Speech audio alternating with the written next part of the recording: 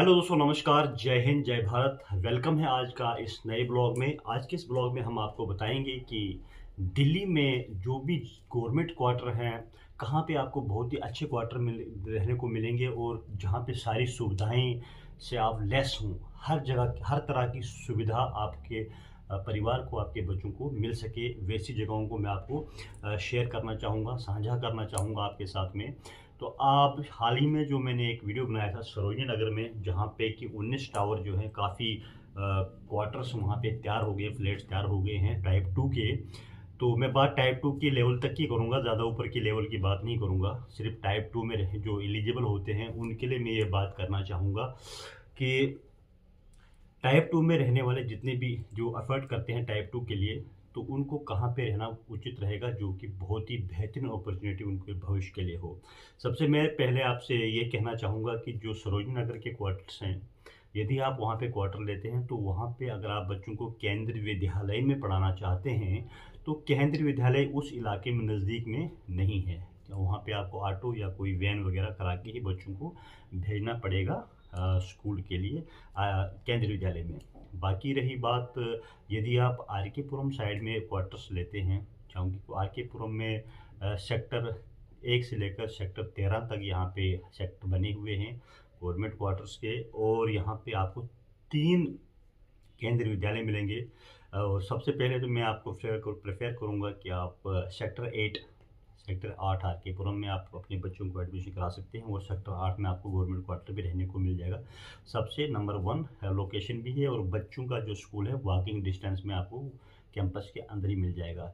Number 2 पे आएगा आपका सेक्टर 2, और सेक्टर 2 में यदि आप क्वार्टर लेते हैं तो आपका सेक्टर 2 के साथ में ही, सेक्टर 2 में ही वॉकिंग डिस्टेंस में केंद्रीय विद्यालय आपको बच्चों को मिल जाता है, जो कि 12वीं क्लास 1 से लेकर 12वीं क्लास तक होता है।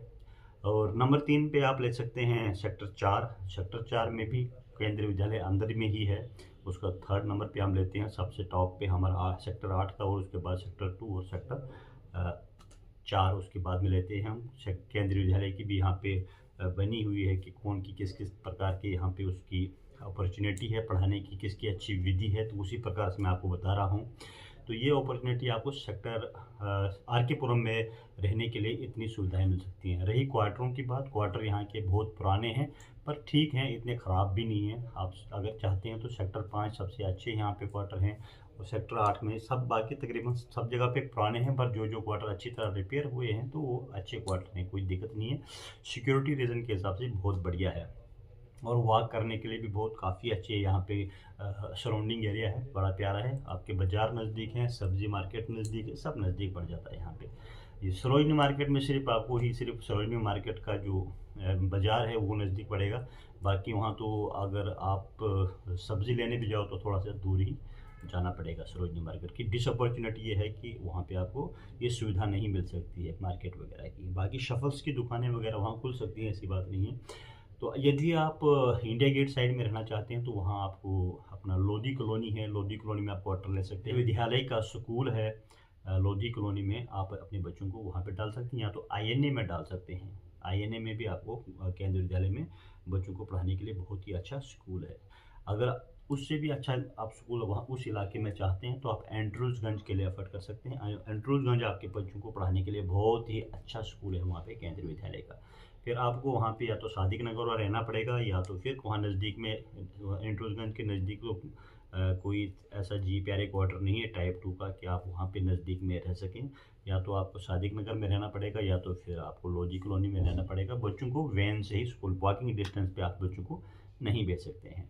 तो रही बात ये स्कूलों की, बाकी आपके रहने के लिए सबसे अच्छा जो टाइप 2 का बता रहा हूँ मैं, एक प्रयागराज मतलब लोधी कॉलोनी में ही एक नई सोसाइटी और बनी हुई है गवर्नमेंट क्वार्टर की, तो वहाँ भी आप बच्चों को रख सकते हैं। वहाँ भी आपको आईएनए वॉकिंग डिस्टेंस में नहीं पड़ेगा, पर आप बच्चों को वैन से ही आप स्कूल ड्रॉप करना पड़ेगा।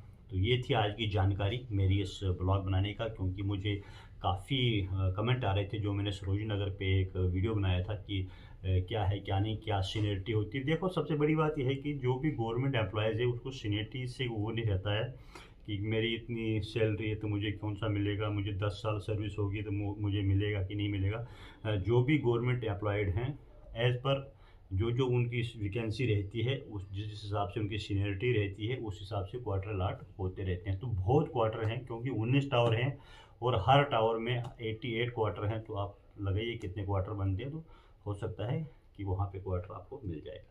आई होप आपको ये ब्लॉग अच्छा लगा। अगर ब्लॉग अच्छा लगे तो लाइक शेयर और सब्सक्राइब जरूर कीजिएगा और कमेंट करके ज़रूर बताइएगा यदि आप कुछ और जानना चाहते हैं इनके बारे में, तो हम आपको बिल्कुल अगले वीडियो में साझा करेंगे। तो बाकी गवर्नमेंट क्वार्टर लेने की क्या विधि है, कैसे गवर्नमेंट क्वार्टर को लिया जाता है, क्या क्या प्रोसेस, GPRA में कैसे आप प्रवेश कर सकते हैं, अगले ब्लॉग में आपको मैं ये चीज़ बता दूंगा कि GPRA क्वार्टर जो लेने के लिए हमें क्या क्या कार्रवाई करनी पड़ती है। तो मिलते हैं आपको अगले ब्लॉग में, तब तक के लिए जय हिंद।